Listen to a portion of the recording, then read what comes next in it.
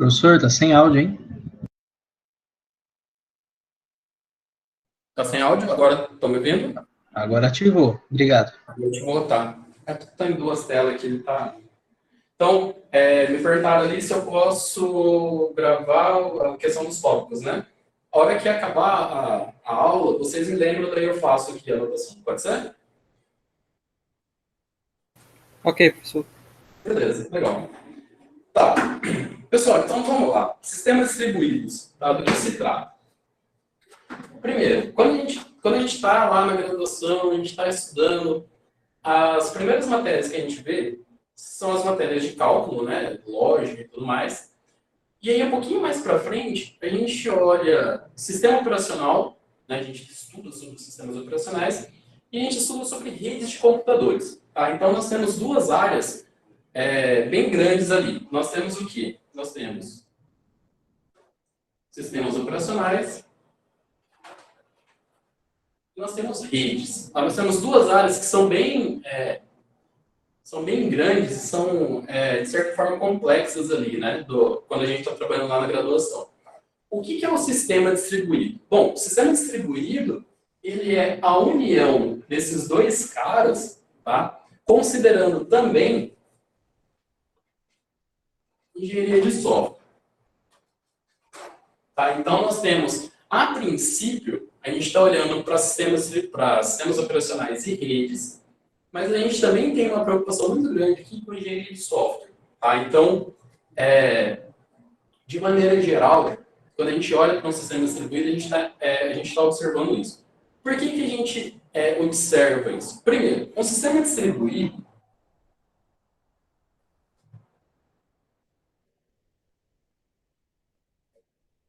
ele pode se apresentar para o usuário como um cliente-servidor, por exemplo. Então, você tem lá vários clientes com um servidor, por exemplo. Né? Então, você tem aqui um sistema que, para quem está usando, né, para o cliente aqui, ele é, de certa forma, transparente. Por que, de certa forma, transparente? Porque se a gente modificar isso aqui, por exemplo, e fizer isso aqui,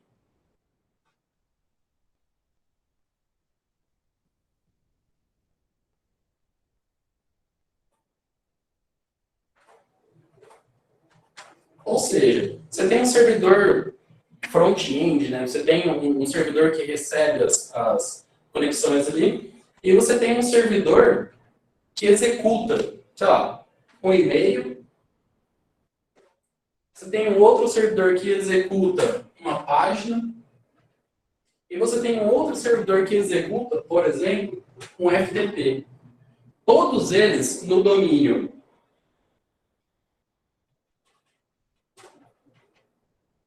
Então, para o usuário, quando ele está usando esse sistema, ele não está, por exemplo, falando assim, eu quero usar o e-mail. Na verdade, hoje a gente até indica, né, por nome, a gente põe lá gmail.com. Mas esse gmail.com, normalmente ele tá hospedado, ele está alocado junto a google.com.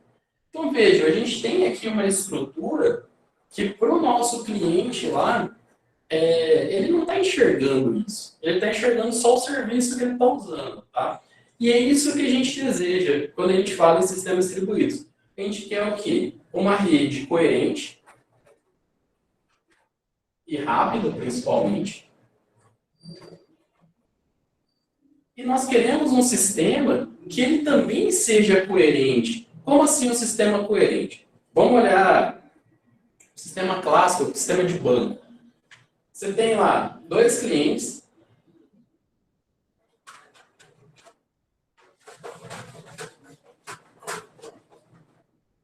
onde um vai fazer uma retirada e o outro vai fazer um depósito.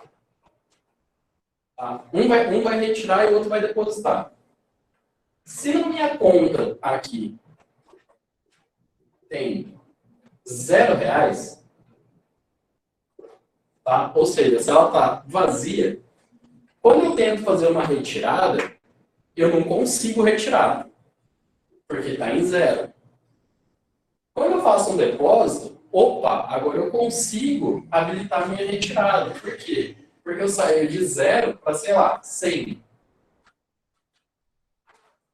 Agora, imaginem vocês, se eu conseguir controlar esses dois caras aqui, fazendo com que esse aqui chegue em segundo e esse aqui chegue em primeiro, eu consigo fazer as duas operações de forma exitosa. Por quê? Porque eu depositei primeiro, ou seja, eu alimentei lá o meu sistema, eu coloquei dinheiro nele, e quando eu fui fazer uma retirada, eu consegui retirar porque esse sistema já tinha saldo para ser retirado. Agora, se eu não consigo coordenar esses caras, né, se eu não consigo coordenar, a maneira mais simples que eu consigo de trabalhar isso, né, a mais corriqueira, é fazer o quê? Independente da ordem de chegar, se tiver, né, se eu tiver saldo, tá? Se tiver saldo, então retira. Caso contrário, nega. Quando a gente olha essas condições, né, quando a gente olha essas questões, a gente lembra muito região crítica.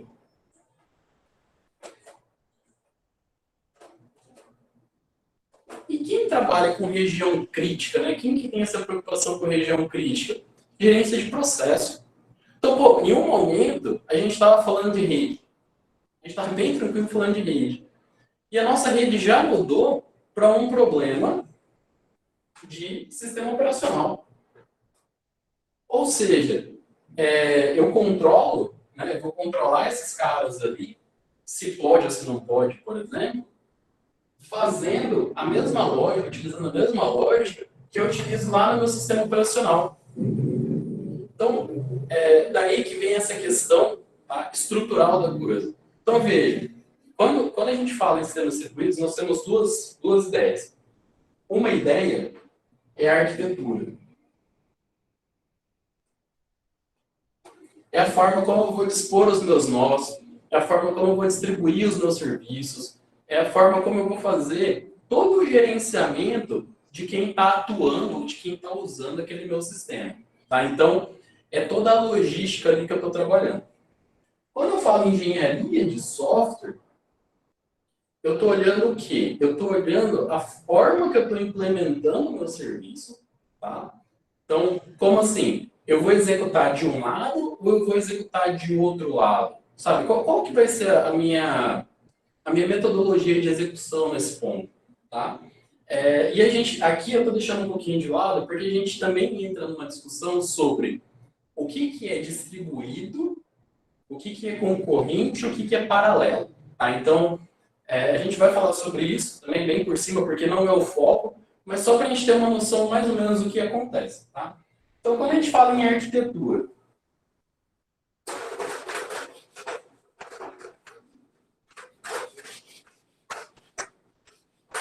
vamos pensar no seguinte problema. Eu tenho um serviço aqui, tá? Onde esse serviço, esse serviço ele vai ter uma lista, tá? Ele vai ter uma lista, sei lá, uma lista telefônica. Vamos usar o...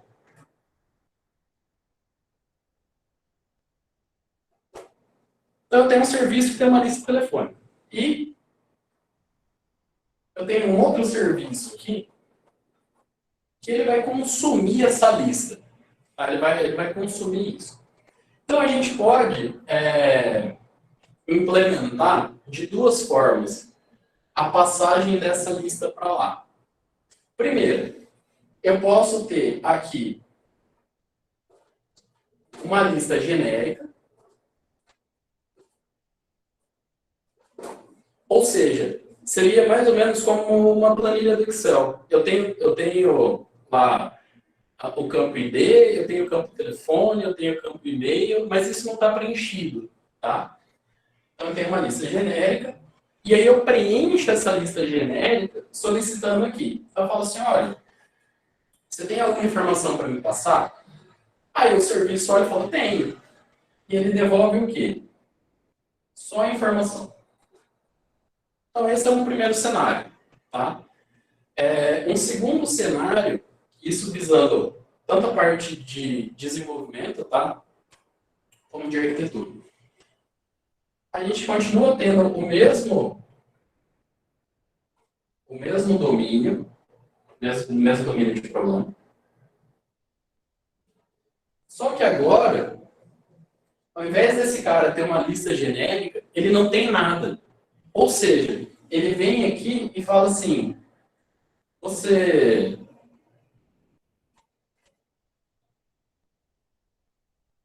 tem informação? E aí esse serviço aqui, ele vai devolver o quê? A estrutura mais a informação. A pergunta é, qual dos dois é melhor? Né? Se eu tiver que desenvolver esse sistema, então tem um sistema lá de requisição-resposta, onde eu posso simplesmente pegar as informações, ou eu posso pegar a estrutura e a informação. Tá? Então, para quem talvez tenha ficado claro, a estrutura aqui seria assim, ó, ID, telefone, e-mail, por exemplo.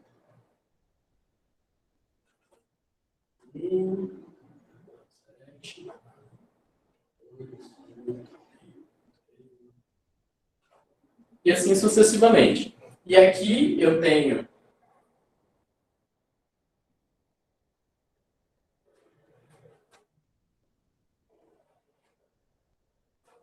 já pré-estabelecida a estrutura e eu peço só as informações aqui. Tá? Então, essa informação vem para cá, essa informação vem para cá e assim por diante. Ou eu tenho aqui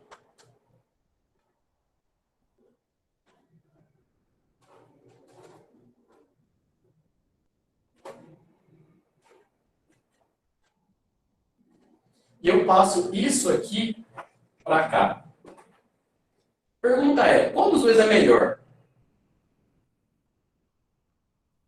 Olhando nessa logística. Aí o Diego mandou ali, depende. E sim, Diego, depende de uma série de fatores. Tá? Primeiro, esse cara aqui, ele é passível de modificações? Porque se ele for passível de modificações, toda vez que eu modificar aqui, por exemplo, se eu colocar mais um campo aqui, sei lá, nome, eu vou ter que implementar aqui para modificar e trazer um nome aqui. Então, eu preciso modificar isso. Se eu faço a mesma coisa aqui, tá? Se eu acrescento mais uma coluna lá, nome, eu não preciso mudar nada aqui. Porque ele não está preocupado em modificar o que tem aqui, porque ele recebe pronto daqui. Tá? Então, vejam que isso vai depender muito do que eu estou fazendo e como eu estou fazendo. Qual consome mais rede? Bom, se a gente olhar, fizer uma relação entre volume e quantidade, tá? Talvez os dois consumam mais ou menos a mesma coisa. Tá? Em questão de velocidade para obtenção de informação, esse cara aqui, ele é mais rápido do que esse cara aqui. Por que na obtenção de informação esse cara aqui é mais rápido do que esse cara aqui? Porque, veja, o custo para mandar esse cara e plotar aqui, ele está variando em, sei lá, um pacote de rede. Tá? Em um pacote de rede eu consigo pegar esse cara e jogar para cá. Se eu pego esse cara todo aqui e jogo para a rede, isso aqui vai me gerar N pacotes que só vão ser plotados aqui quando eu tiver N pacotes.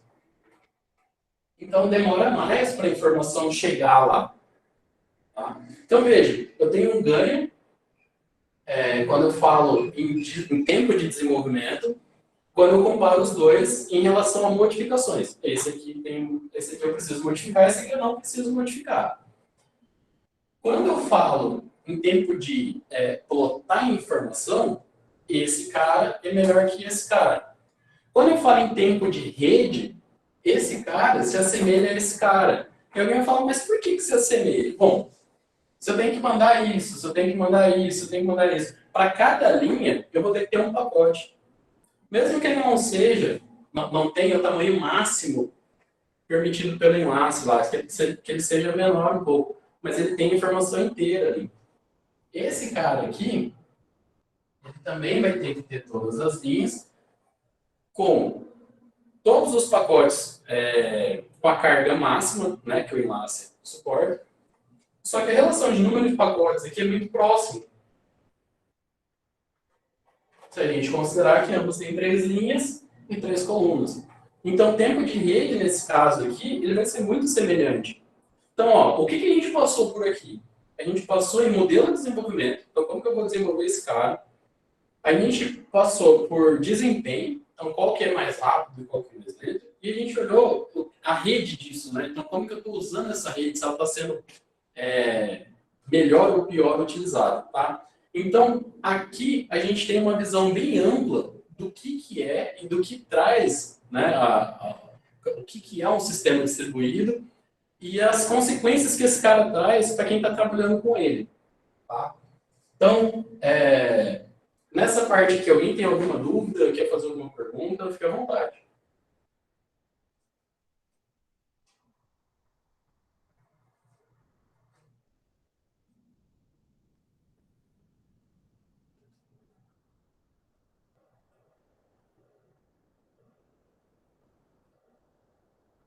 Professor, dá uma pergunta. Oi. No primeiro caso ali, ele não demoraria também um pouco por causa do processo de verificação? Vamos supor que essa planilha aí fosse gigante. Ele teria que, o processo dele de verificação consta como o tempo de envio também, já junto ou não? Se é que o senhor que me entendeu. Verificação de pacote, você fala? Tipo assim, igual o senhor falou lá, que acrescenta uma coluna a mais ali, né, na primeira situação, né?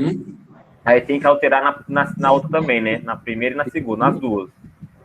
Aí, tipo assim, para acrescentar, tipo assim, você acrescenta na primeira opção ali, na primeira coluna, na primeira tabela ali. Aí tem que enviar para a segunda. Mas para enviar lá, ele tinha que fazer uma verificação para ver se já existe algo e retorna alguma informação assim, ou ele exclui. Vamos supor que a coluna lá, o cabeçalho é o mesmo nome, né? Só que o conteúdo dentro dela é diferente. Sim, eu entendi, Justo. Ó, aqui eu estou mostrando só um problema de forma genérica, né? Mas esse que você falou, por exemplo, ó, eu tenho um nome lá. Então, a princípio, eu não tinha nenhum nome. Agora eu preciso inserir um nome. Então, eu coloco o nome aqui. Eu preciso arrumar isso lá no meu cliente. E aí, quando eu coloco esse cliente aqui, imagina que você vai ter que fazer de um em um. Né? Então, você vai ter que fazer na máquina do Dionísio, na máquina do José, na máquina do Diego. Enfim, você vai ter que... Em todo mundo que usa esse serviço, você vai ter que ir lá e adicionar uma coluna a mais. Então, isso já é trabalhoso. Tá? Tem forma de fazer isso mais fácil? Tem. Atualização de software. Você atualiza o software, ele já faz a atualização lá. Tá? Mas aqui eu estou falando só de forma mais geral. A outra questão é a seguinte. A partir do momento que você adiciona esse nome aqui, e você já tem informação aqui, você precisa preencher informação de nome lá. E aí, o que acontece? Você vai ter, para esse caso específico, né, da coluna ali, você vai ter que fazer o envio desses caras aqui, fazendo a relação, aqui ó, é simples, né? Você vai fazer a relação com o ID. Então, ID1, quem que é o ID1? Então, você vai fazendo esse preenchimento. Veja que dá um pouco mais de trabalho, essa logística, do que fazer dessa forma. Tá? Agora, se eu tenho certeza que meu sistema não muda,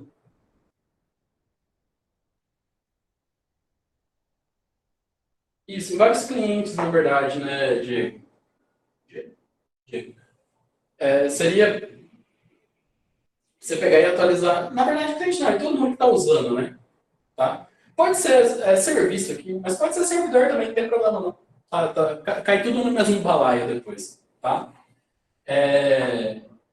Então, você tem esses custos. Tá? E isso a gente pensa quando a gente trabalha com sistema distribuído. Então, a primeira coisa que a gente olha para esses caras aqui, antes de fazer qualquer desenvolvimento, o que consome... Primeiro, qual que é o domínio que eu estou trabalhando?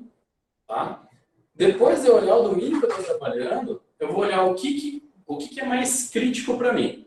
Então, como assim o domínio que eu estou trabalhando? Eu estou trabalhando aqui com celular ou com desktop. Porque se eu estiver trabalhando com desktop, eu tenho um poder de processamento e de armazenamento maior. Talvez esse cara aqui seja interessante, tá? Porque eu consigo fazer um processamento com um volume um pouco mais alto. Se eu estou trabalhando com celular e eu quero desempenho nisso, eu quero que ele seja rápido, eu quero que ele plote rápido para o meu usuário, talvez esse cara seja melhor. Disponibilidade de rede. Então, qual dos dois tem... E aí a gente aumenta esse espectro aqui para celular, desktop, tablet, qualquer tipo de sensor que esteja ligado à internet. Ou seja, a gente conectou esse cara ou com o mundo externo ou com alguém dentro da rede, a gente precisa ter essas preocupações de volume de informação, de tamanho de informação, estrutura de leitura, e a gente nem entrou nesse ponto ainda aqui, tá? Como que eu vou mandar esse cara para lá? Porque eu preciso pensar também o seguinte, quando eu defino que eu vou mandar uma estrutura inteira, eu preciso ter um protocolo, eu preciso ter uma forma de falar o seguinte, ó, eu estou mandando inteiro. Então vamos pensar um XML lá estruturado, bonitinho, né? Esse XML ele pode me falar, por exemplo, o que são os cabeçalhos do que eu estou mandando, o que são as informações para cada item de cabeçalho.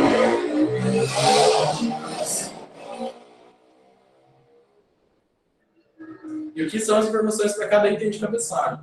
Tá? Então, todas essas questões, elas permeiam os sistemas distribuídos. Tranquilo?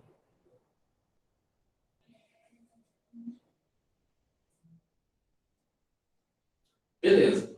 A outra parte que a gente precisa para conceituar esses sistemas é relacionada à engenharia de software. Quando eu coloco a engenharia de software, eu estou me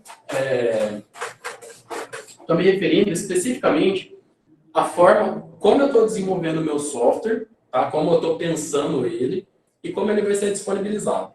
Tá? Então, vamos olhar aqui. Para a engenharia de software, pensando nesse domínio que usa sistema... Você tem um sistema, né? Sistema operacional. E você tem comunicação, a gente tem as linhas de sistema distribuído,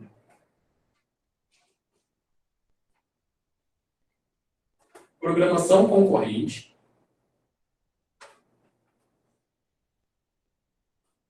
programação paralela. Quando a gente olha esses caras, tá? Sistema distribuído, programação concorrente, programação paralela, e pensa no modelo de desenvolvimento, a gente esquece um pouco, tá, a infraestrutura e a gente vai pensar na lógica de execução desses caras. Então, o mais tranquilo dentro desses três aqui são os sistemas distribuídos. Por que ele é o mais tranquilo? Vamos pensar o seguinte, eu vi ali que tem alguém que está trabalhando com visão computacional, tá? Aí ele tem o seguinte problema. Ele tem uma imagem e ele quer extrair dessa imagem um padrão. Tá? Então, foi dada uma imagem, ele vai olhar essa imagem e vai tirar um padrão. Usando a lógica de sistema distribuídos, a gente pode pensar da seguinte forma. Bom, eu tenho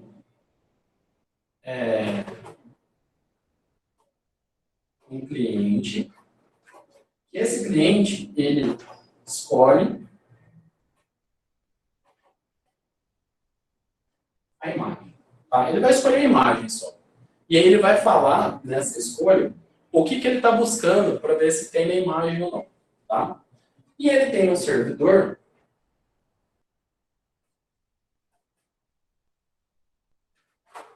que faz esse processamento.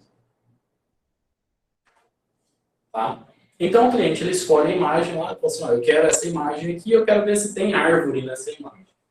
E aí ele envia isso lá para um servidor que faz esse processamento, o servidor vai processar e fala assim, opa, Tem uma árvore. Ele retorna aqui, fala, ó, ok, tem árvore. E esse serviço ele começa a ficar popular. Então todo mundo usa isso, fala, pô, legal, cara, funciona, da hora, não sei o quê. E a gente aumenta o número de clientes.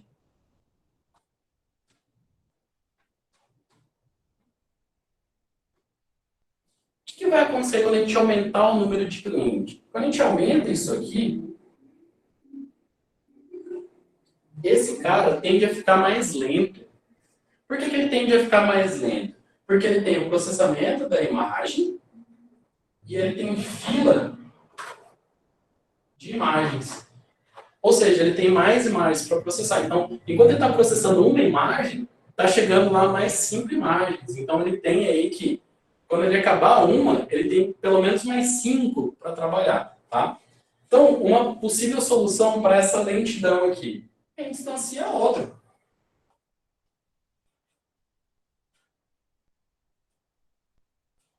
E a gente faz o quê? A gente faz uma quebra.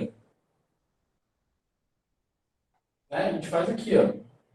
Então você tinha 4 lá mandando, agora você tem 2 que mandam para o de cima e você tem 2 que mandam para o de baixo. Exato, controle de carga, né?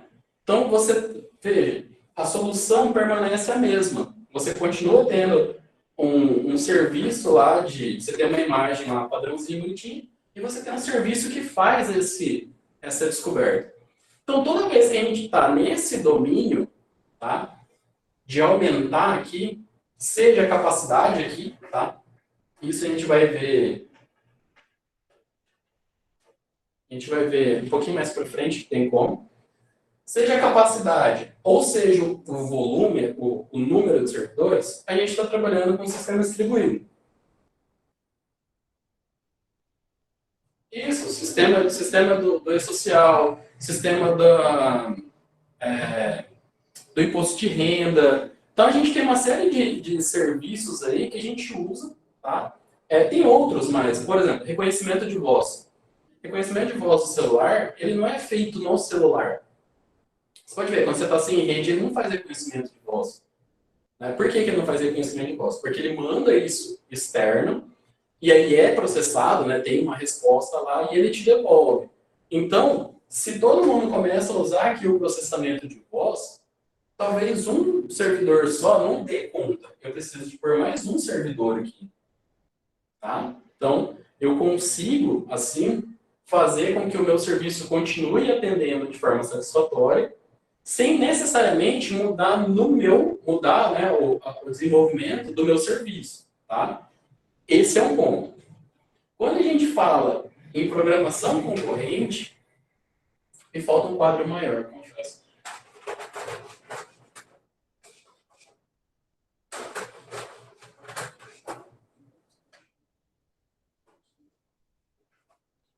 Quando a gente fala em programação concorrente, vamos continuar com o exemplo aqui do processamento de imagem.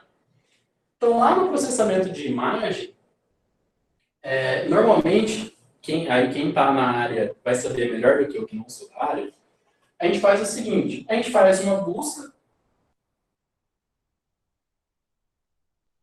nessa imagem e classifica ela por zonas de interesse. Ou lá os max poolings da vida, né? Você faz lá, opa, aqui é uma região de interesse, opa, aqui é outra região de interesse e assim por diante. Tá? Então você pega a imagem e você quebra ela em frações menores. Então, uma forma de melhorar o desempenho desse cara aqui, que a gente estava fazendo com um bloco só, é fazer o seguinte: para cada 4, eu mando para um processo diferente. Que eu posso usar, por exemplo, GPU. Então, o que eu vou fazer? Eu vou fazer com que cada quadrado ele seja um processo. Então, eu particiono a minha aplicação aqui, de reconhecimento lá, em vários processos.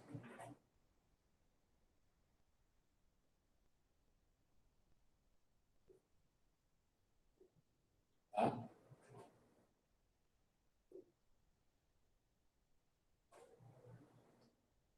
Vejam que, Quando eu estou fazendo isso, tá? Quando eu estou dividindo em vários blocos menores e mandando para vários outros processos, eu estou tendo a seguinte ideia. Quanto mais rápido eu processo, tá? Quanto mais rápido eu estou processando, mais rápido eu estou ficando livre. Então, quanto mais rápido eu entrego, mais rápido eu estou disponível para entregar um próximo. Então, eu saio dessa dinâmica de um bloco único para vários blocos de processador. Isso pode ser feito com GPU, isso pode ser feito com MPI, isso pode ser feito com GPU, MPI, OpenMP.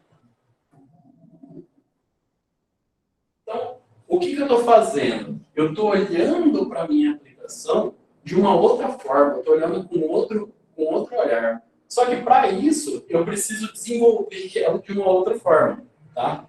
Uma outra visão para isso seria mais ou menos o seguinte: eu olhar a minha aplicação como se fosse uma árvore.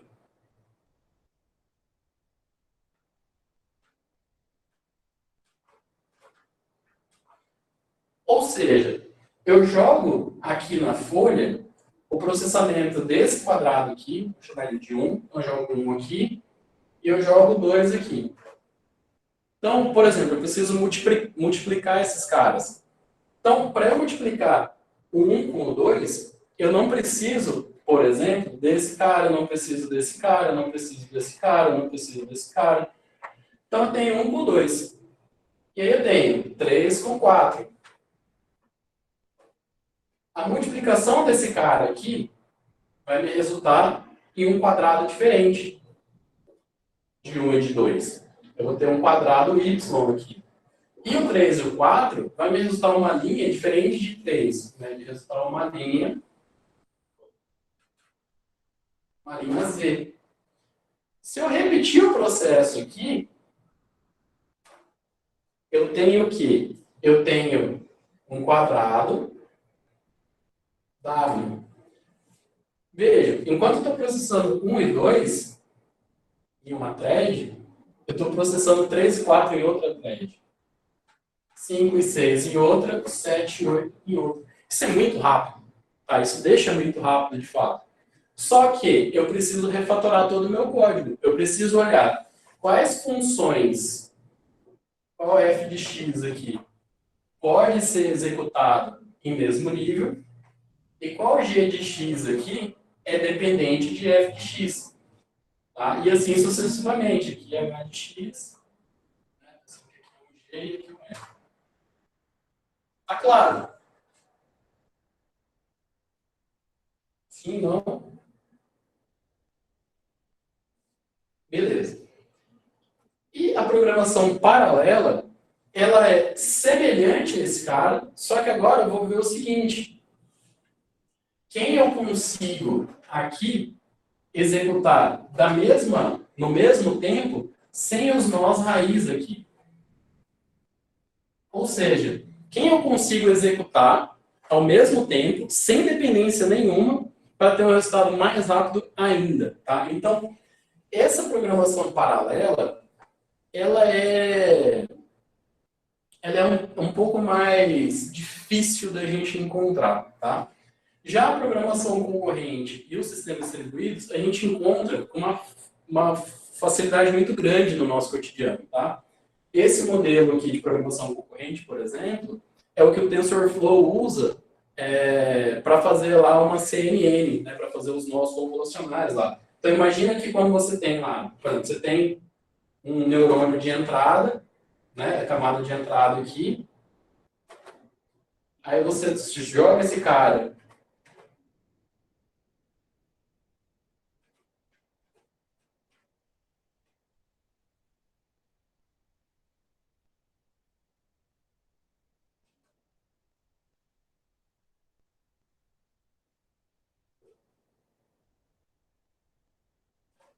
para uma camada do meio, né, para uma camada oculta lá, e você tem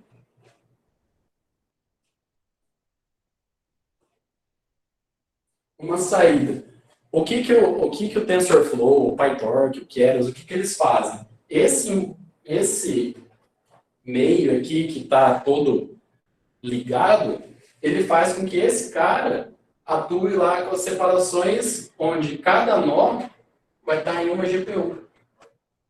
Então, por isso que o pessoal de visão computacional, por exemplo, usa bastante GPU lá no desenvolvimento deles. Porque é mais rápido, tá? E aí tem toda uma questão por trás do GPU lá e da linguagem de programação utilizada para facilitar esse uso, tá? Mas a ideia é essa, fazer esse mapeamento e jogar para processar. Pessoal, aqui também tranquilo, né?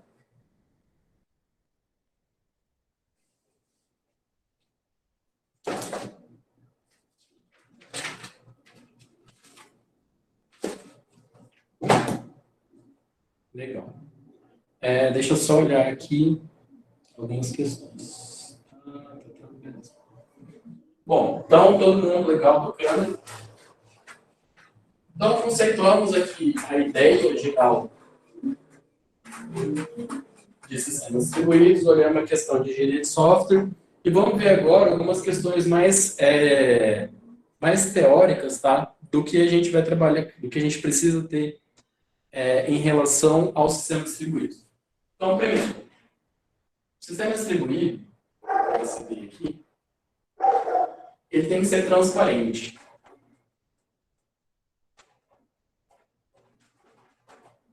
Então, como assim transparente?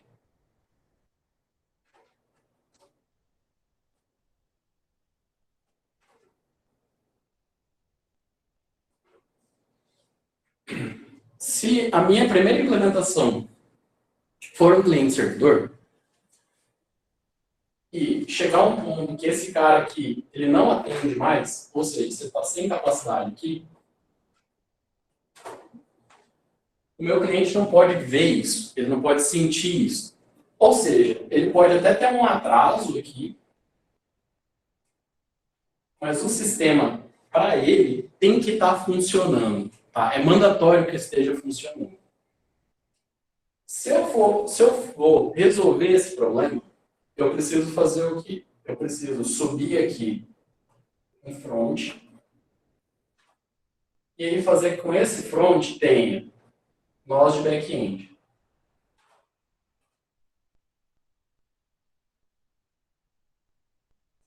Por que eu quero subir o nó de front-end e quero colocar back-ends? Porque eu quero acabar com esse problema de limitação aqui.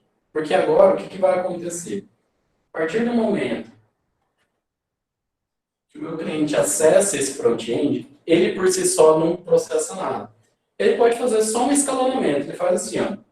Requisição 1, manda para cá. Requisição 1.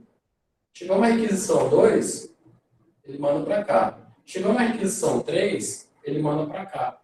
E assim ele vai indo. Tá? Opa, meu sistema ficou lento.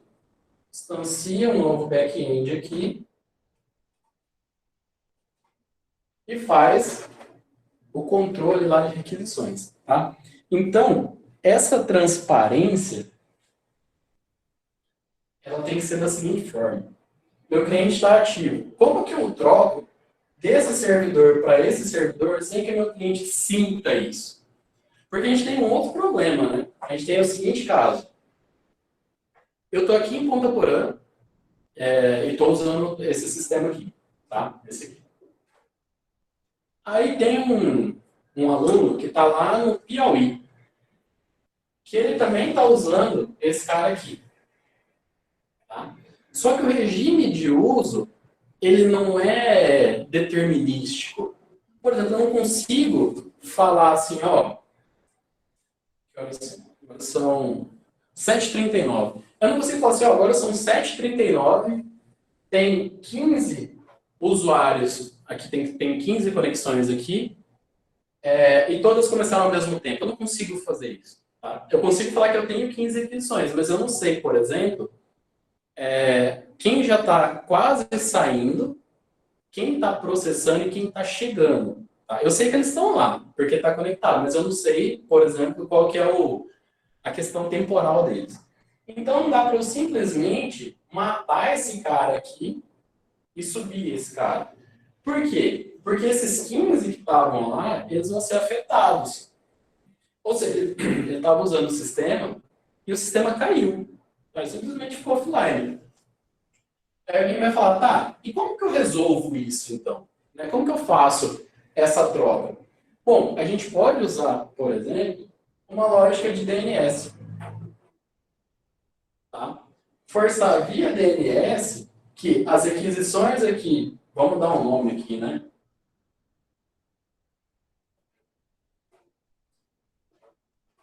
Vamos fazer com que as requisições de serve.1, que é esse, sejam atendidas agora por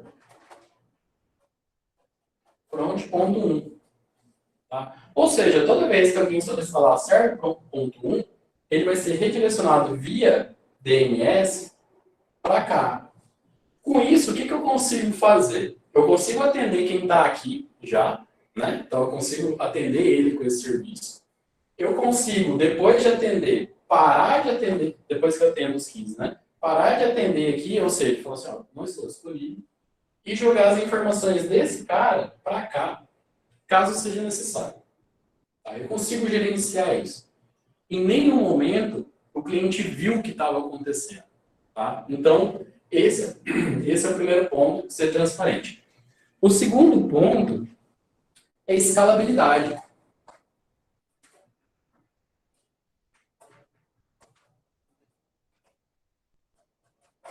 O que é ser escalável? É isso aqui, ó. Sistema talento aqui, opa, mete mais um back-end aqui. Tá? E assim eu vou crescendo meu sistema conforme a demanda aumenta. Então, Dionísio, mas é só o período de declaração de imposto de renda. Então, com 4, eu já consigo ter um desempenho bacana para atender todo mundo num fluxo, sei lá, de 1000 requisições por segundo, atender todo mundo, receber os binários de anexo, eu consigo fazer tudo isso. Só que isso aqui vai ter validade, sei lá, de 2 meses. Ou seja, eu vou ter 2 meses de uso intensivo do meu sistema. Depois de 2 meses, eu não tenho mais esse uso tão intensivo. Eu vou precisar acessar esses dados, mas eu não preciso disso, né, com tanto desempenho. A gente vem aqui, ó, desativa esses caras e vida que segue. Tá? Ou seja, você deixa 2 lá e tá tudo certo. Aí alguém vai falar, tá, mas e os dados que estavam nesses backends? Bom, a gente pode ter uma lógica, por exemplo, de execução e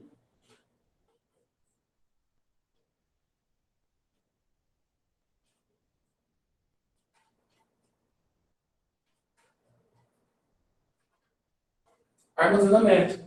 Ou seja, todo nó de back-end de execução, ele vai salvar no mesmo nó de armazenamento.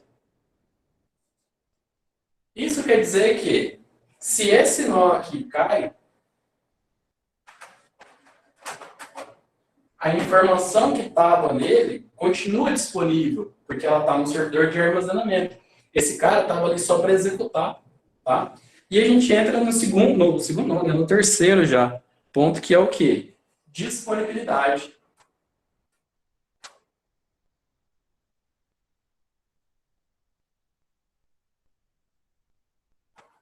Então, o que é ser disponível? Toda vez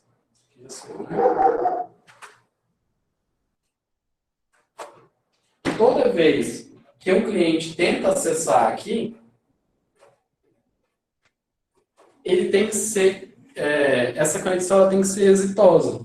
Ou seja, toda vez que alguém tenta usar o meu sistema, ele tem que estar funcionando. Porque se ele não estiver funcionando, o meu cliente vai atrás de outro sistema. Então, isso tem que sempre estar funcionando. Isso quer dizer que, da mesma forma que eu posso ter vários back-ends, eu posso ter vários front-ends. Tá? E aí vem a pergunta de novo. Qual que é o modelo correto? Qual que é o modelo usual? E aí eu vou usar a resposta ali do colega que mandou em algum momento ali. Depende. Tá? Se o meu sistema é crítico o suficiente para ele nunca ter que parar, eu coloco quantos front-ends forem necessários para que ele consiga atender os meus clientes, tá? Os meus possíveis clientes. E coloco tantos back-ends quanto forem necessários aqui para que a execução nunca pare. Tá? Então, talvez uma parte interessante de trabalhar com arquitetura, tá? E com infraestrutura é que a gente nunca vai ter um modelo correto. Sabe, um modelo que você fala assim, nossa, esse é o modelo salvador da pátria. Tá? A gente nunca vai ter isso. Um outro exemplo, tá? E aí quebrando totalmente essa ideia aqui. Vamos deixar o transparente. Vamos deixar a escalabilidade, vamos deixar a disponibilidade. Vamos trabalhar com P2P. Tá? Então agora, o que a gente tem? Então, nó, cliente. A gente tem um outro nó cliente. Só que, ao mesmo tempo que esse cara é cliente, ele é servidor. No mesmo ponto que ele é cliente, ele é servidor. Isso quer dizer o quê? Que ele pode tanto fazer requisição quanto receber requisição. E conforme eu vou crescendo isso, ou seja, conforme eu vou usando mais clientes aqui,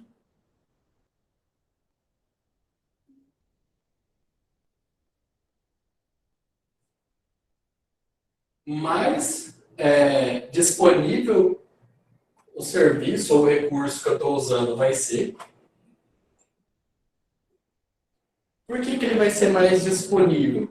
Torrent? Isso aí, Renato. Por que ele vai ser mais disponível?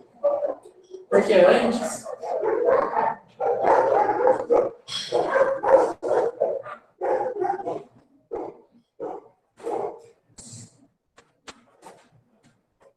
eu tinha um arquivo em um servidor. E o meu maior problema era o quê? A quantidade de requisições estava chegando nesse cara aqui.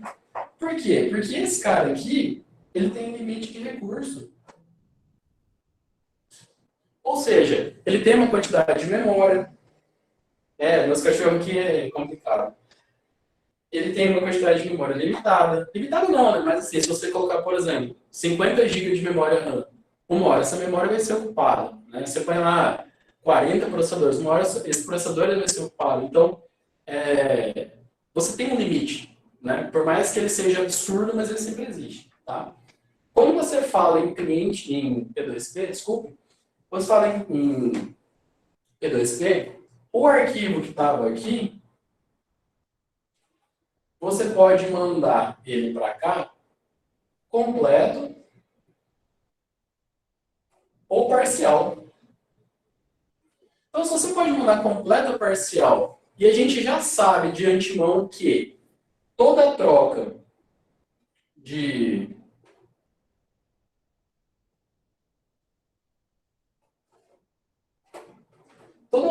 pacote, ela é baseada em número de sequência e número de reconhecimento. Se a gente sabe isso a priori, isso aqui eu tenho do 1 ao 50. Aqui eu tenho do 51 ao 60. Aqui eu tenho do 61 ao 70. E aqui eu tenho do 71 ao 80. Eu posso fazer, tá, numa lógica de troca aqui, 1, 2, 3 conexões para uma fonte. O que não acontece com o cliente-servidor. Eu não consigo fazer isso, porque eu tenho uma fonte só. Por isso que a gente consegue, por isso que a gente consegue obter uma conexão muito alta usando o P2P. Aí você pega lá, o aluno ali colocou torrent. Pô, legal, o torrent ele é muito rápido. Mas, quando a gente está usando streaming, esses IPTVs que usam streaming, eles também usam lógica P2P. Ou seja, eles usam essa mesma ideia aqui, né, de particionar esses arquivos, tá, de forma a aumentar o número de conexões. E quanto maior o número de pares, mais rápido fica. Ou seja, se E quanto maior o número de pares, mais rápido fica. O sistema é transparente para o meu usuário, porque ele não está vendo se está aumentando ou está diminuindo. Ele é escalável, porque eu consigo aumentar ou diminuir a quantidade de nós também de forma muito tranquila. Só um pouquinho de lembro, eu já respondo a sua questão. E o único ponto aqui é disponibilidade. Por que que disponibilidade é um ponto para P2P? Se a gente está olhando ele numa lógica de cliente-servidor, se esses 3 caras aqui tiverem contemporâneo e tiver uma queda de energia, você perdeu do 1 ao 50, do 51 ao 60, do 61 ao 70. Ou seja, a chance do seu sistema ficar indisponível é alta, tá? Então, claro, existem formas de tentar mitigar isso aqui, mas isso pode acontecer em algum momento, tá? Blockchain, essa estratégia. O blockchain usa a estratégia... Depende, Renato. Vamos por partes. Vamos lá no blockchain. Primeiro a gente volta do microserviço, tá? Então vamos pegar lá o blockchain. Qual que é a logística do blockchain? Você tem um bloco, e esse bloco tem informações, e esse bloco tem um hash. Aí desse cara, você vai gerar um hash e vai encadear com o próximo, que tem informação, que tem uma hash. E aí você vai encadear com o próximo. E assim você vai crescendo, tá? Conforme você vai aumentando isso, conforme você vai aumentando esse número de blocos, fica cada vez mais difícil você validar o primeiro, ou o segundo, ou mesmo o último bloco. Por quê? Porque você, além de estar trabalhando com uma hash, você precisa trabalhar com, com a hash sua, né? Você está trabalhando com a hash do coleguinha. Então, como esse cálculo ele é complexo de validar, e aí você colocou o blockchain, né? Eu vou colocar a ideia aqui do fugiu o nome. Do Bitcoin. Que é o quê? Prova de trabalho. Então, o que é prova de trabalho? Ele vai tentar falar que uma hash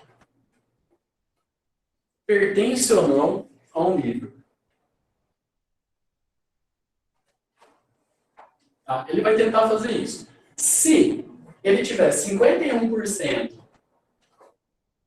de todas as hashes desse livro, ele consegue não só adivinhar qualquer hash muito fácil, como ele também consegue modificar isso. Então, se 51% dos minhas hashes, né, do meu livro, se eles estiverem com um cara só, isso é um problema. Então, a ideia é que distribua-se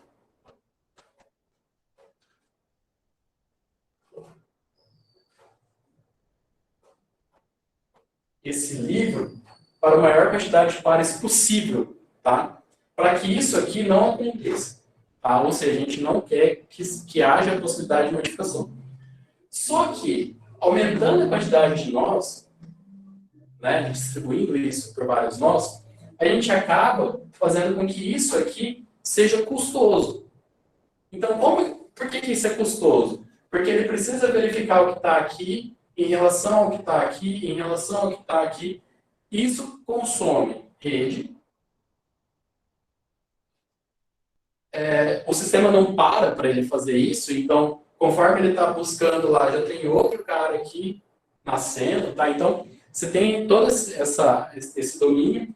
Então, para tentar fazer com que essas provas sejam viáveis, o Bitcoin vai lá e dá um token, uma parte de token, para quem conseguir acertar ou parte da hash ou a hash inteira. Tá? Então, a ideia de minerar é isso, é ficar pegando, ficar buscando nesses caras, para ver se ele consegue achar alguma parte de hash ou uma hash inteira desse livro para poder validar ele. Falar assim, ó, de fato, esse cara que está falando que está aqui, ele existe aqui, tá? Então, essa prova de trabalho, ou seja, todo esse rolê de buscar, ele não está melhorando o desempenho com mais nós, tá? Na verdade, ele está fazendo o oposto, ele está piorando o desempenho. Só que ele está melhorando a segurança. Quem perguntou foi a Edilene. Edilene, tá claro? Então, assim, na relação desempenho, quanto mais nós, é pior. Na relação segurança, quanto mais nós, melhor. Tá? Então, mais seguro. Beleza. O Renato perguntou a questão do streaming. Bom, vamos lá, Renato.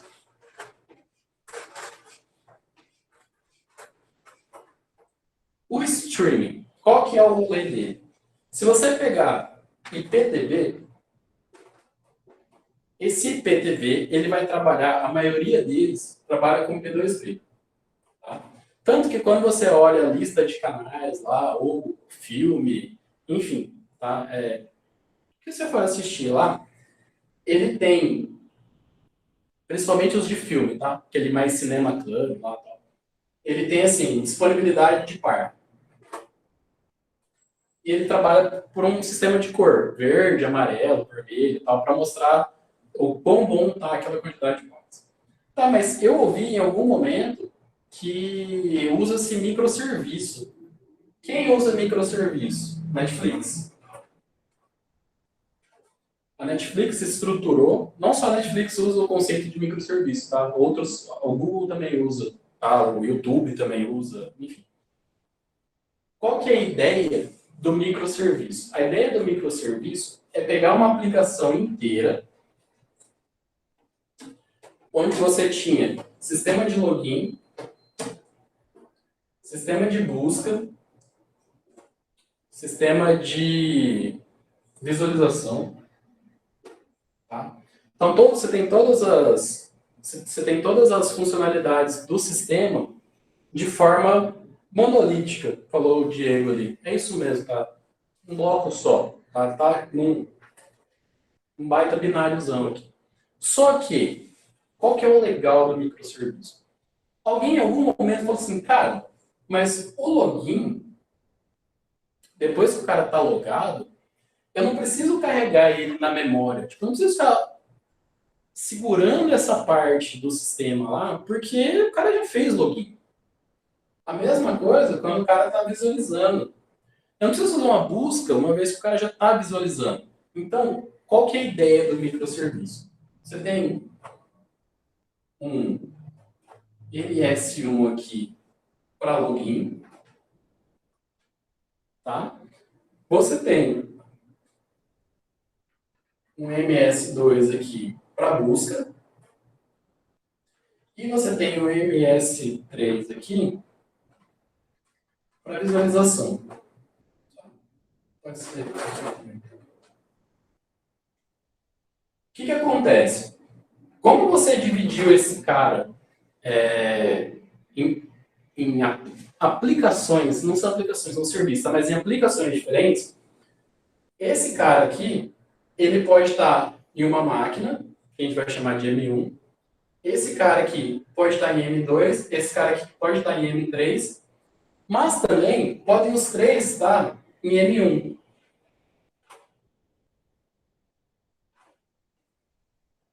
Se pode estar em máquina diferente, pode estar na mesma, qual que é a ideia, qual que é a lógica por trás? Que cada cara desse aqui vai ser um processo.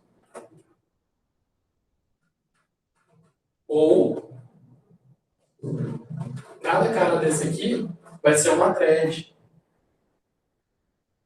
O que isso aqui facilita, o que isso aqui melhora em relação à escalabilidade? Se eu estou usando todo esse cara aqui como um processo, isso aqui é pesado.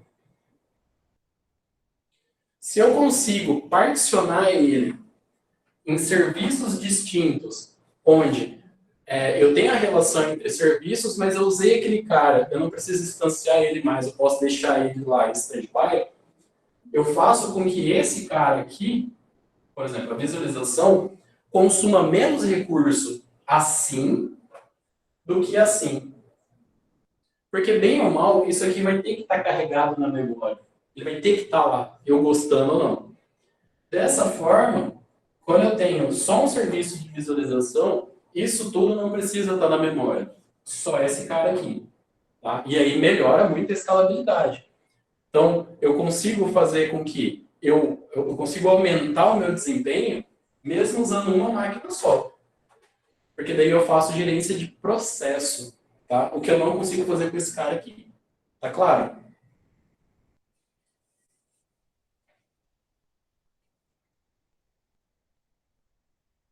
Legal, Renato. Bacana. Pessoal, eu me perdi. Deixa eu ver aqui o que eu tinha separado para a aula de hoje. Tá, beleza. Função. Bom, só para a gente fechar, então, acho que a gente cobriu. A Edilene perguntou de blockchain. A gente tem uma parte de blockchain em atualidades, tá? Então a gente vai ver sobre blockchain. Microserviço, eu não coloquei, ou coloquei? Não, eu não coloquei microserviço, mas dá para a gente tratar ali quando for falar de IoT ou de fog, tá? Então, eu ia colocar microserviço, eu acabei não colocando, tá? Mas blockchain tem.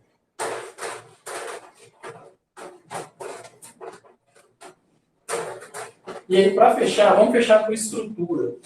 Tá? A gente falou aqui de P2P, né? A gente falou de cliente-servidor. Vamos falar agora de um assunto muito controverso, tá? Que é o quê? Middleware, tá? A definição de middleware fala o seguinte: eu tenho a camada de sistema operacional, eu tenho a camada de aplicação. Falando em linguagem de sistemas operacionais, eu tenho espaço de kernel e eu tenho espaço de usuário. Tá? Eu tenho esses dois contextos. Quando eu falo em middleware, várias questões surgem na cabeça. Primeiro, para que serve? Né? Então, o middleware, normalmente, ele está aqui. Ó.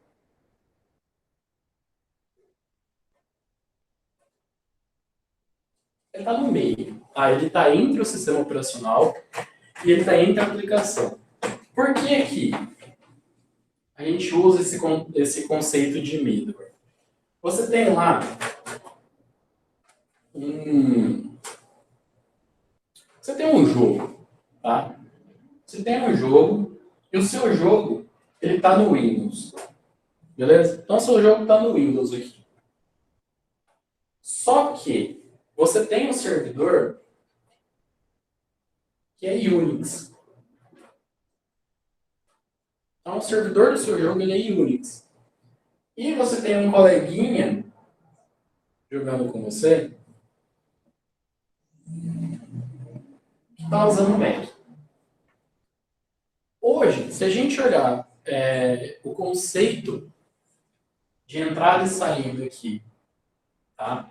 Padrão POSIX e tudo mais, arquitetura x86, né? Entrando bem no domínio de sistemas operacionais, a gente vai ver o quê? Que a entrada e saída aqui, ela é bem parecida com a entrada e saída aqui, que é bem parecida com a entrada e saída aqui. Salvo algumas coisas. Por exemplo, ordem de leitura de bit, que ele pode ler da esquerda para a direita, ou da direita para a esquerda, dependendo do sistema. Tá?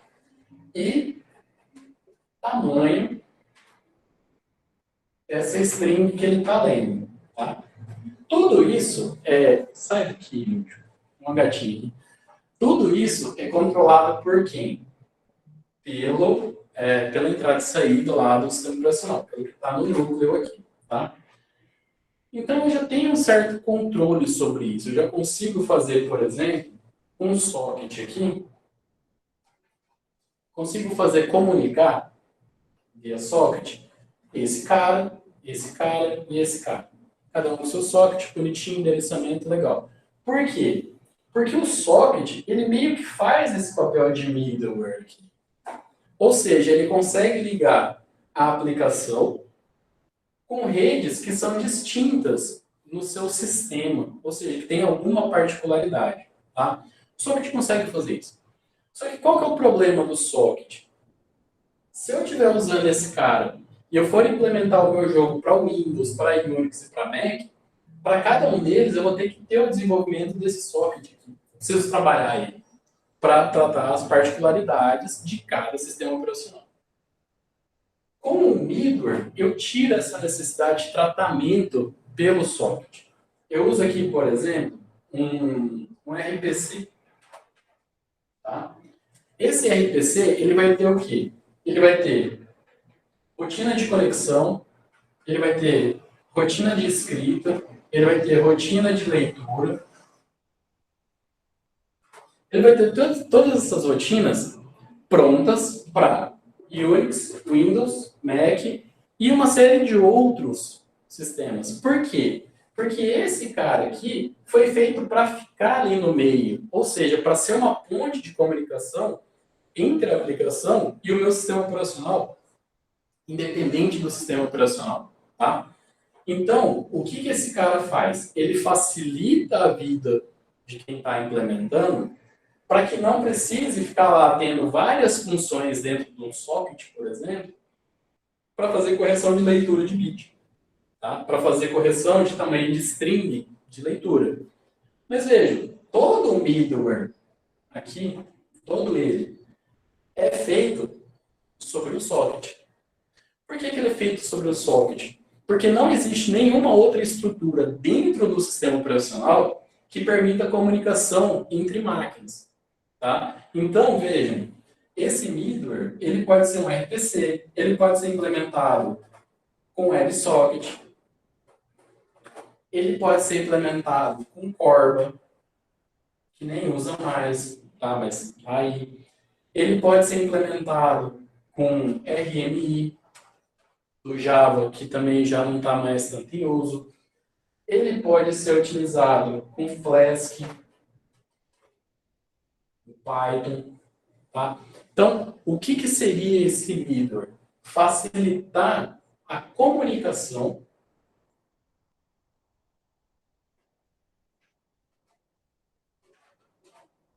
entre aplicação e sistemas operacionais.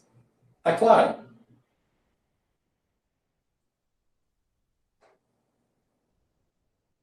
Beleza.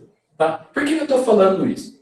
Quando a gente faz sistemas distribuídos lá na graduação, a gente fica pensando, pô, então esse middleware é um sistema, tipo, para todo sistema distribuído que eu vou fazer possível e imaginável, eu tenho que ter um middleware? Não.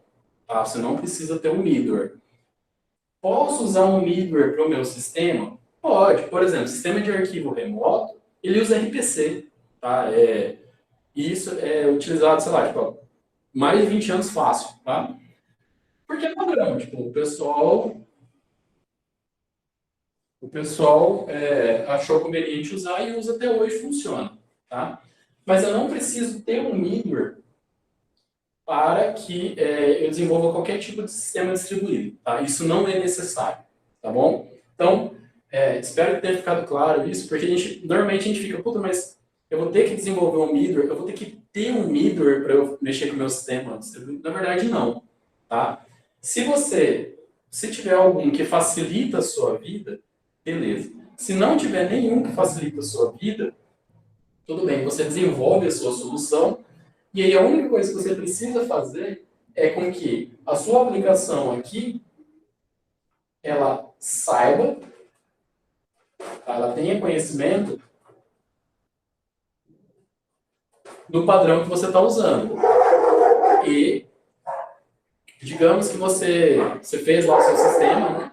Você quer distribuir isso. Qualquer pessoa que queira usar o seu sistema, só que...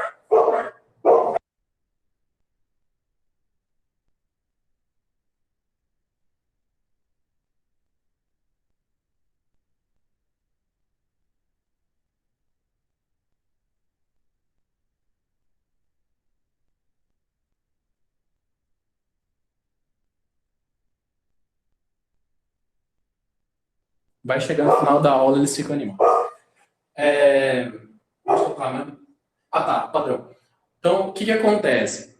Se eu vou disponibilizar o meu sistema, ele tem que fazer com que qualquer outra pessoa que queira usar ele tenha essa possibilidade.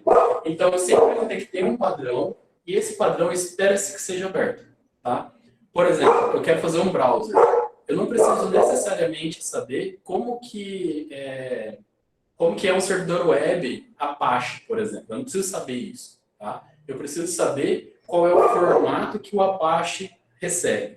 Para isso, ele tem um padrão, e esse padrão é... Tudo bem? Tranquilo todo mundo? Beleza. Pessoal, por hoje era isso, tá? E agora, vamos... Acho que agora está todo mundo presente, né? Pelo menos quem tinha que estar presente. Vamos conversar um pouco sobre como vai ser a nossa disciplina. Tudo bem? Então, ó, lá no Moodle, nós temos vídeo e nós temos PDFs. Tá? Cada vídeo e cada PDF, ele vai estar relacionado a um tema. Então, toda quarta-feira, a gente não vai ter encontro, a gente não vai ter isso aqui, tá? A gente não vai ter.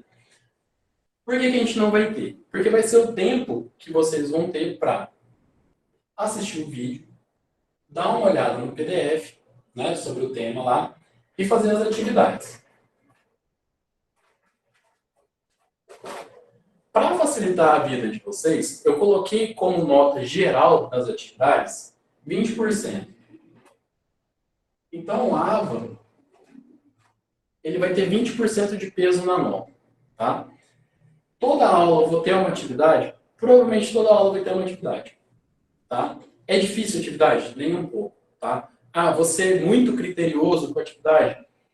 Se você tentar levar nas coxas, provavelmente sim. Tá? Se você fizer de forma a tentar extrair um pouco de conhecimento, né? Tipo, você lê lá e tal, entendeu, sabe mais ou menos para onde está indo e está sendo útil para você, e isso vai dar para ver pelo seu resumo e pelas suas questões lá, tá tranquilo.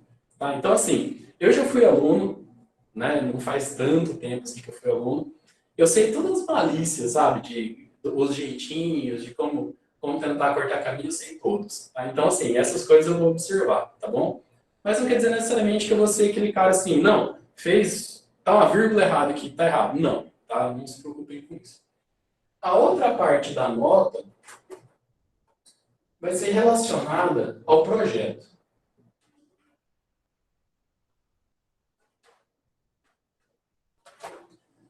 Como assim projeto? Bom, a gente vai ter uma parte, se vocês olharem lá o cronograma, a gente vai ter uma parte que vocês vão apresentar um tema, tá? Coisa simples, 15 minutos. Um tema de interesse dentro da área de sistemas distribuídos. Então, quem está trabalhando, tá? Ou quem vai trabalhar na área ou em alguma área que tem alguma coisinha de sistemas distribuídos, pode usar isso para essas apresentações de 15 minutos, sem problema nenhum, tá? Quem não tiver nada, o cara olha e fala assim, putz, eu não tenho nem como encaixar o meu trabalho aqui na área de sistemas distribuídos. Pode pegar qualquer tema, tá? Qualquer tema que seja de seu interesse e que tenha relação com o sistema distribuído, tá? Vai fazer uma apresentaçãozinha de 15 minutos também. Então, ó, tem esse problema aqui que eu achei interessante. Eu sempre quis saber um pouco mais sobre blockchain, sobre cluster, sobre IoT, enfim, redes veiculares. Sempre quis saber um pouquinho mais, então acho que eu vou matar essa curiosidade aqui apresentando isso, tá? Não tem problema. Além dessas apresentações, vocês vão me entregar no último dia de aula, tá? Último dia de aula, um artigo. A descrição disso também já está no Moodle, tá? Acho que está até disponível lá. Então, o que eu quero desse artigo? Principalmente, tá?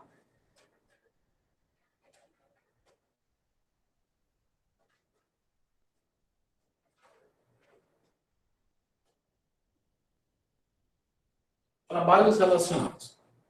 bom? Então, assim, para quem já está trabalhando na área ou que tem algum pezinho ali na área, se quiser fazer o artigo, colocar lá metodologia e resultado, pode, tá? Para quem não está trabalhando, puta, mas eu não tenho como pôr resultado, sabe? Tipo, eu não tenho resultado. Posso pegar uma metodologia de alguém que eu acho que funcionaria, de um artigo X qualquer lá e colocar no meu artigo? Pode. Desde que você referencie e fale assim, ó, essa metodologia do artigo tal, eu acho interessante, talvez funcionaria assim, assim, assado? Pode, tá bom? Então, artigo, e esse artigo, tá? Então, esse projeto vai ser o quê? O artigo mais a apresentação. Beleza? Então, veja que a avaliação da disciplina está bem tranquila, tá? É fazer as atividades lá de cada aula e o artiguinho lá, né, com introdução, trabalhos relacionados e metodologia para quem não é da área, não está trabalhando com nada da área. Introdução, trabalhos relacionados e metodologia para quem está trabalhando da área e os resultados são opcionais, tá? Opcionais. Pode ser revisão da literatura? Pode ser revisão da literatura. Não tem problema. Tá? Eu coloquei lá os critérios, Cauane. Eu não lembro se eu coloquei a parte de revisão explicitamente, mas pode, tá? Sem problema nenhum. Tá bom? Até porque não tem como eu cobrar vocês um negócio que vocês não estão trabalhando especificamente. Né? Então, isso é um pouco difícil. Tá? Lista de presença. Vai ter lista de presença. Como que vai ser essa lista de presença? Tá? Vai acabar a aula aqui, está gravando, eu tenho todos os participantes, está no vídeo ali, né? Eu tenho a relação de todo mundo que está presente. Então, nos encontros virtuais, eu vou usar essa lista de quem está presente. Tá? Eu acho que é o mais justo possível, tá bom? Que vai gravar durante a conversa aqui. O cara saiu, voltou, tá, mas eu sei que ele esteve presente porque está gravado. Tá bom? Então não tem problema.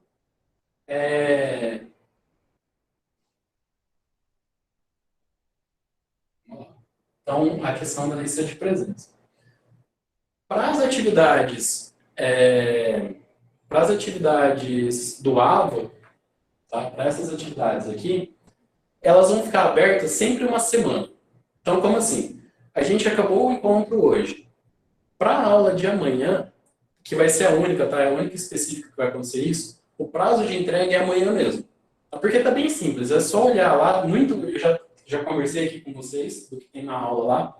Então é só fazer as questões, é jogo rápido. Tá? Então a de amanhã vai ficar aberto só amanhã. Das próximas aulas, ela vai ficar aberta do encontro virtual até meia-noite, até 11h59 de quarta-feira. Tá? E aí os nossos encontros sempre acontecerão na aula da quinta. Tá? Ou seja, por que eu deixei para a aula da quinta? Uma, porque me pediram, eu ia fazer na quarta, mas aí pediram para fazer na quinta.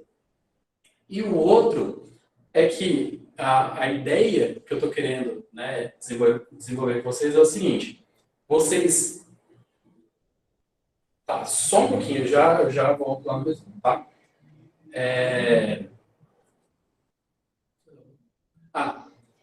Vocês leem o material, tá? Vocês assistem as aulas lá, e aí vocês anotam as dúvidas. Falam assim, puta, eu não entendi tal conceito, eu não entendi como funciona isso, tal. E aí a gente usa essa aula de quinta para explorar essas questões. Tá? Então, assim, pode ter conceito que é, rapidão, que a gente vai gastar meia hora de aula, beleza, a gente gasta meia hora de aula. Não, tem conceito que, nossa, é complicado de entender. Vamos gastar 2 horas de aula, a gente gasta 2 horas de aula, tá? Então, vai depender muito mais de vocês do que de mim. Então, leia o material, anota lá, não entendi isso, não entendi esse conceito, eu não sei, acho que não ficou muito claro, para a gente discutir aqui. Chegou na aula, ninguém leu, ninguém foi atrás, o pessoal teve uma semana corrida e tal. Eu vou trazer pontos, tá? Que eu julgo que sejam interessantes daquele tema, daquele assunto, para fazer igual eu fiz hoje. Então, a gente vai mostrando, isso aqui pode ser aplicado assim, isso aqui pode ser aplicado assado, tá? Só que aí vejam que nesse contexto, eu não estou indo muito na dúvida de vocês, né? Eu estou indo mais no que eu acho que é pontual. Então, pode ser que a dúvida que você tem vai continuar tendo, porque você não explicitou isso, não fosse eu não entendi, tá? E eu vou achar que está tudo certo. Então, quanto mais vocês anotarem, quanto mais vocês colocarem, ó, não entendi isso, não entendi aquele outro assunto, é melhor para a gente, tá? O rendimento melhora, tá bom? Então, da condição da disciplina é isso. Agora vamos aqui no chat. Para ficar claro, esse artigo que será entregue no último dia da aula terá apresentação de 15 minutos? Não. A apresentação de 15 minutos vai ser antes da entrega do artigo. Então, como que você vai fazer isso? A sua área, ela é voltada para sistemas distribuídos. Então, você vai fazer uma apresentação de 15 minutos falando assim, olha, eu estou trabalhando com engenharia de software, desenvolvimento lá de um sistema, desenvolvimento de um modelo, de uma metodologia e tal. E a gente pensou em usar microserviço. Então, a gente vai usar a estrutura da seguinte forma. Eu vou ter lá um serviço aqui, um serviço aqui, um serviço acolá. A gente está pensando em avaliar isso, fazendo experimentos aqui. Vou fazer um experimento lá e tal. E eu acho que a gente consegue melhorar essa escalabilidade porque o sistema, ele normalmente é feito assim e depois assim. Tá? Isso para quem trabalha, ou vai trabalhar com alguma coisa relacionada à área. Tá, professor, mas eu não vou trabalhar com nada na área. Tipo, eu não tenho nada específico. Enfim, minha área não é de sistemas distribuídos. O que eu faço? Você vai pegar uma área que seja de seu interesse. Então, digamos que você acha legal rede veicular. Você vai lá no Scopus, você vai procurar lá, redes veiculares. Aí você vai achar um artigo lá que te seja interessante. Você fala assim, nossa, cara, interessante esse artigo.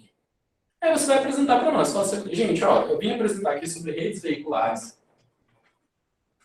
Então, essa rede veicular, ela tem o objetivo de melhorar o trânsito. Ela tem lá uma determinada área de interesse e eu quero rotear isso usando informação dos veículos. Né? O autor quis rotear isso usando informação dos veículos. Ele usou a metodologia ABC e teve como resultado D. Beleza, você apresentou em 15 minutos também um tema que você achou interessante, que é da parte de distribuídos. Bacana. Artigo. O artigo ele vai ser relacionado ao que você apresentou. Tá? Então, para quem apresentou lá sobre a possível solução dele, ele vai escrever um artigo sobre aquele tema. Ah, precisa ter 10 páginas? Precisa ter 8 páginas? Não. O que precisa ter? Título. Resumo. Introdução, trabalhos relacionados e, no máximo, metodologia. E aí, a última sessão, né, que são aqui considerações que vocês podem considerar o que vocês quiserem. Tá? Então, para quem vai trabalhar com o tema, a estrutura é essa, tá? A estrutura sugerida é essa. Para quem não vai trabalhar com o tema, a estrutura sugerida é essa também. Ah, posso fazer um trabalho de revisão bibliográfica? Pode. Posso fazer um trabalho de revisão sistemática? Pode. Tá? A única coisa que você não pode fazer é não entregar. De resto, é livre. Tá? Isso aqui é livre. Tudo bem?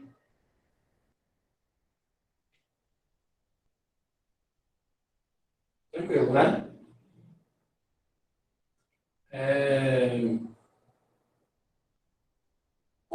Pode. Ó, como é livre, digamos que você tenha lá um contexto qualquer, lá onde você trabalha, e você quer falar sobre isso. Pode, desde que você coloque um embasamento científico. Né? E esse embasamento científico, normalmente, ele vem dos trabalhos relacionados. Tá? Então, você tem um problema lá na sua empresa e você viu que tem várias formas de fazer. E você mostra que tem várias formas de fazer, porque você viu lá, ó, tem um trabalho 1 que fala tal coisa, um trabalho 2 que fala outra coisa. Então, você pode fazer um compilado desses caras, tá?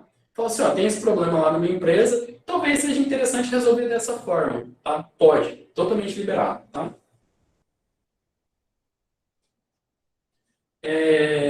Apresentação pode ser individual.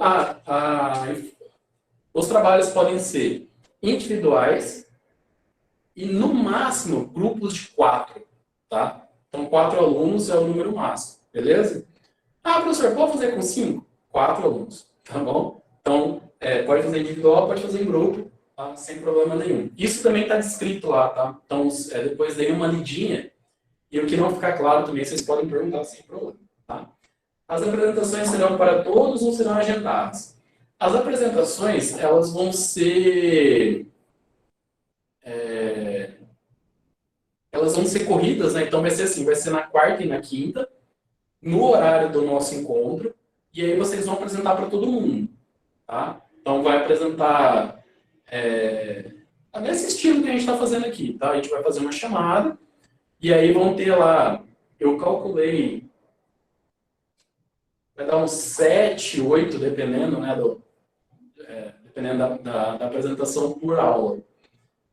Então, desses 7, 8 por aula, vocês vão apresentar, tá? Se der tempo, a gente discute alguma coisa. Se não der tempo, é só apresentação mesmo. Tá? Então, apresenta, faz o envio para mim na apresentação e depois o envio no artigo. Tá? Ah, lembrei que eu ia falar.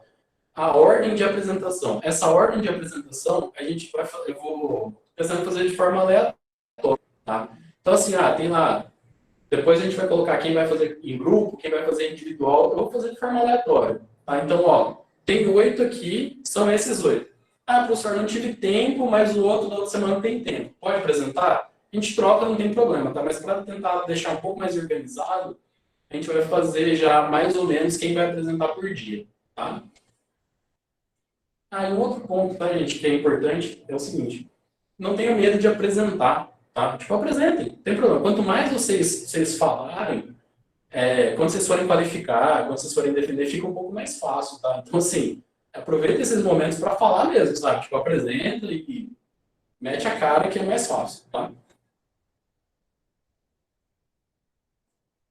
Pode usar câmera, pode usar tela, pode usar slide, pode livre. Tá? Eu não tenho nenhuma restrição com relação à apresentação, tá? Você quer PDF, você quer no Prezi, você faz do jeito que você achar que vai ficar mais claro para quem está assistindo, tá bom? O envio em PDF, tá? Então, para enviar para mim a apresentação e o artigo, manda em PDF mesmo, tá bom?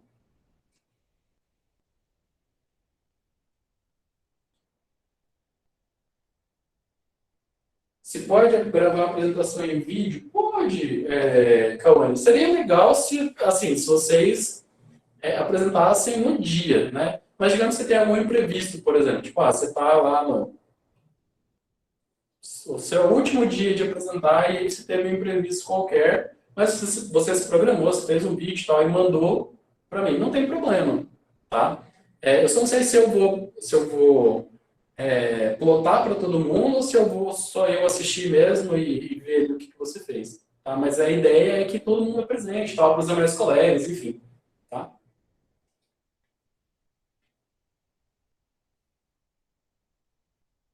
Pessoal, mais alguém?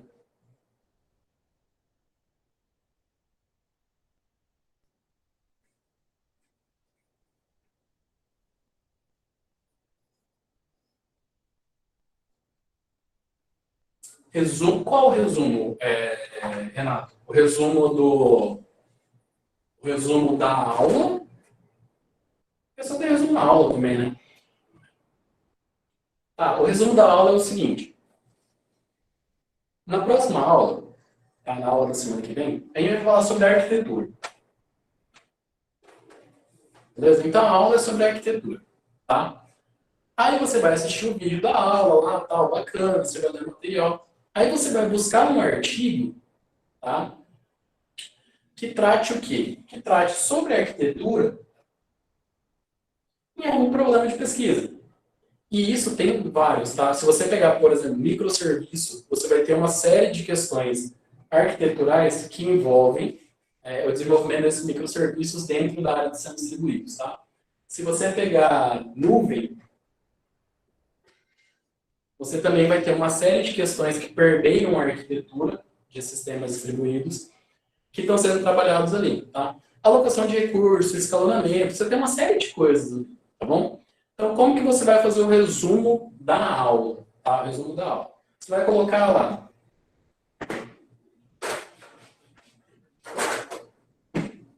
título. Então, qual é o título do artigo que você trabalhou, tá? Você vai colocar o problema que foi explorado pelos autores do artigo, tá?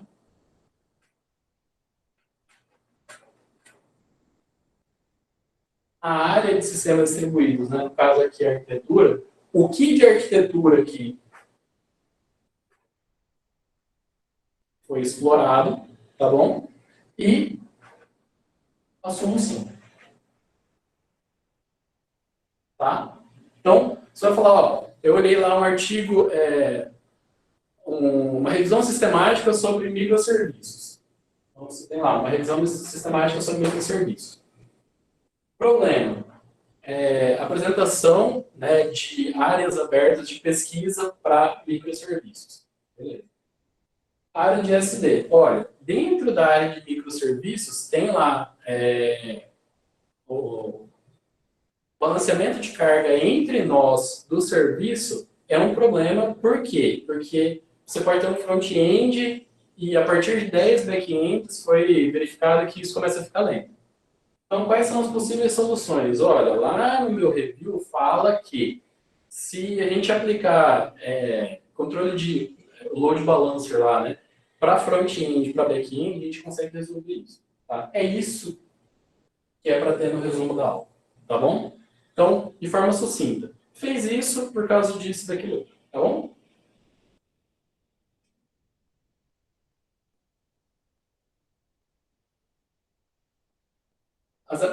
Rafael, para as apresentações, tá? Apresentações que são dessa parte de projeto, elas vão ser quarta e quinta, tá? Porque a turma de vocês são 41 alunos, tá? Então, como são 41 alunos, eu vou precisar de pelo menos 4 aulas para que todos consigam apresentar, tá? Se tiverem grupos, a gente quebra isso e a gente consegue ter aí uma salvaguarda de tempo. Mas eu pensei da seguinte forma, bom, se todo mundo resolver fazer de forma individual, eu preciso de 4 aulas, tá? Quem não puder apresentar na quarta, apresenta na quinta, tá? Então, a apresentação de quarta vai ser assim, eu vou abrir uma videochamada, for para gravar lá, ó, grupo 1. Grupo 1 apresenta 15 minutinhos. Grupo 2 apresenta 15 minutinhos. Grupo 3 assim por diante. Na quinta, mesma coisa. Abre uma videochamada, grupo 4, 5, 6 e assim a gente vai indo, tá bom? Isso para a apresentação aqui. As aulas, os nossos encontros virtuais, acontecerão às quintas, tá? No período de 8h40 até 10h40, tá? Para conseguir acomodar o pessoal que trabalha, às vezes não consegue chegar a tempo, tá? Então vai ser na quinta e não na quarta, tá?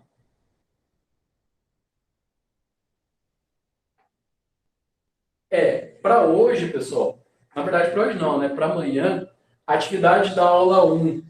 Tá? Então, vocês vão assistir lá o material da aula 1, que foi basicamente o que eu conversei com vocês aqui hoje, tá? Vai ter uma outra coisinha que talvez eu tenha esquecido de falar, mas, no geral, eu tentei cobrir tudo que está lá, tá bom? Isso, 15 minutos é o tempo máximo. Tá? Pode ser menos, não tem problema. Até 15 minutos, tá, gente? Então, se tiver 5 minutos, 10 minutos, não tem problema, não estou preocupado com o tempo, tá? Estou preocupado em que vocês tenham uma visão, vocês tenham contato com a área trabalhada, tá? Então, o tempo é relativo, né? Que tá falando da atividade. Então, vocês vão lá. Qual que é a atividade para amanhã? 10 questões. Vocês vão olhar o material, vocês vão formular 10 questões, tá? Por que isso? Eu esqueci de falar, essa última informação eu já vou liberar vocês. Se vocês olharem no cronograma, tem uma avaliação EAD. O que é essa avaliação EAD? Eu vou pegar algumas questões que vocês formularam, tá? Provavelmente as que forem recorrentes para a maioria, e vou colocar lá para vocês responderem e vai ficar aberto a noite inteira. Então, sei lá, se a avaliação for na quarta-feira, ela vai ficar aberta das 6h30 até 11h59, tá? E aí vocês vão responder as questões lá, bonitinho. Então, o que vai ser esse 0,2 aqui? O resumo, as questões e essa avaliaçãozinha, que é uma avaliaçãozinha baseada no que vocês fizeram. Tá? Então, assim, o que for mais recorrente talvez eu use, o que for menos recorrente talvez eu use, tá? Mas é uma avaliação simples, tá bom? Dissertativo, vocês podem pesquisar, vocês podem fazer o que vocês quiserem, tá? Sem problema.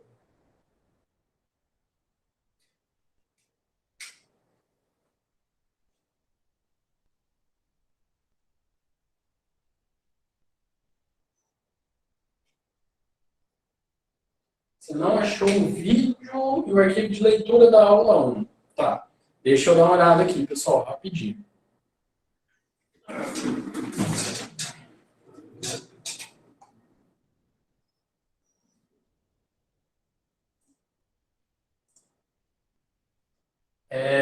Quem que perguntou?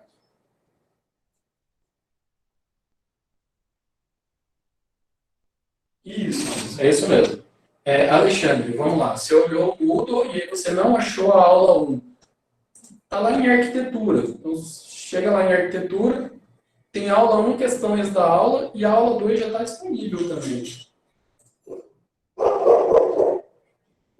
Só confirmar se está abertinho aqui.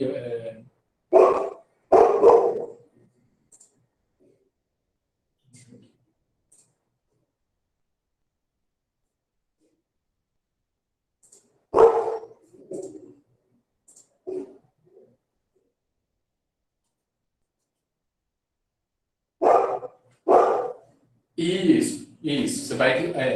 Obrigado. Você vai lá, ó, você pega tem arquitetura, né? Aí você clica em arquitetura. Ele vai abrir uma caixinha, tem lá, aula 1. Você clica em aula 1, ele vai abrir para você uma página, tá? E aí tem lá uma descriçãozinha, né, da disciplina e a aula 1. Aí nessa aula 1 você tem o vídeo e você tem o material, tá? E aí, abaixo da aula 1 ali, você tem as questões da aula, tá? Que é as questões que vocês vão elaborar. É claro.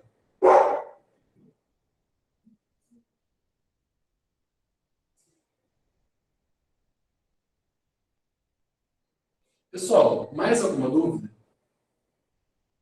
Sei que hoje foi bastante informação. Então, assim, a gente vai adequando as adversidades no decorrer da disciplina, tá? Então, assim, os imprevistos que forem acontecendo, os demais problemas, a gente vai tentando adequar, tá? Para que todos sejam atendidos, tá bom? Então, assim, eu não quero dar mais atenção para um grupo de alunos ou para outro grupo de alunos, tá? Eu quero que todos tenham as mesmas oportunidades dentro da disciplina, tá? Renato, você clicou 2 vezes no botão. Eu não lembro como que é a configuração do Moodle, tá, Renato? Mas eu mudo essa aula específica aqui para não ter, eu vou fazer isso em todos, eu acho, para não ter o número mínimo, tá? Esse número mínimo é assim, você começa a fazer e aí você começa a fazer e envia. Esse enviar, ele conta como uma tentativa. Mas eu vou tirar isso. Eu acho ele aqui, eu tiro isso.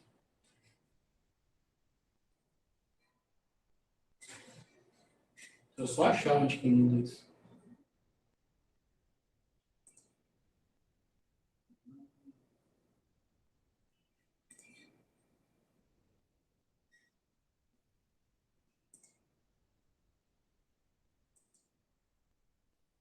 Tá, esse aqui eu vejo.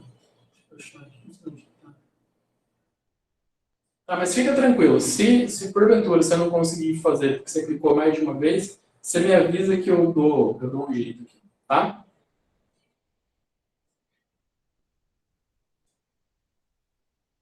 Pode colocar no fórum, tá? E também pode me mandar por e-mail. Não tem problema, tá, gente? Não é incômodo algum, tá? Pode mandar, que a hora que eu tiver disponibilidade, eu vejo e respondo vocês, tá?